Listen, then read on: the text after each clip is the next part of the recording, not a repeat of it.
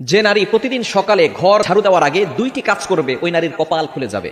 বর্তমানে আলহামদুলিল্লাহ নারীরা অনেকটা দিনের পথে চলে এসেছে, তারা এখন আলহামদুলিল্লাহ সঠিকভাবে চলার চেষ্টা করে, সঠিকভাবে চলার ট্রাই করে। আমরা বিশেষ করে সকালবেলা ঘুম থেকে ওঠার পরে ঘরটাকে ঝাড়ু দেওয়ার ট্রাই করি।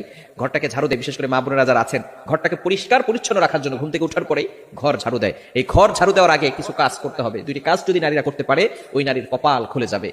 এক নাম্বার হচ্ছে ফজরের সালাত আদায় করা। ফজরের 2 রাকাত ফরজ নামাজ আছে না নাই? ফজরের নামাজ কয় রাকাত? মোট হচ্ছে 4 রাকাত, 2 রাকাত সুন্নত, 2 রাকাত ফরজ। নবীজি সাল্লাল্লাহু আলাইহি সাল্লাম জানিয়ে দিয়েছেন সহিহ মুসলিম শরীফের হাদিস, যে ব্যক্তি ফজরের 2 রাকাত ফজরের নামাজ আদায় করবে আল্লাহ পাক রব্বুল আলামিন তাকে জিম্মায় নিয়ে নেবেন। ওই ব্যক্তিকে দুনিয়ার কোনো শত্রু কোনো ক্ষতি করতে পারবে না। আল্লাহ পাক রব্বুল আলামিন নিজে পরের দিন ফজর পর্যন্ত তাকে হেফাজত করতে থাকবে। আল্লাহ পাক রব্বুল আলামিন তার জিম্মাদার হয়ে যাবেন। আমরা অনেকে সকালবেলা ঘুম থেকে উঠেই নামাজ না পড়ে ঘর ঝাড়ু দেই। ঘর ঝাড়ু দেন, তাতে কোনো আপত্তি নাই, পরিষ্কার পরিচ্ছন্ন থাকা ভালো। আত্মহুরু শাত্রুল ঈমান, পবিত্রতা হচ্ছে ঈমানের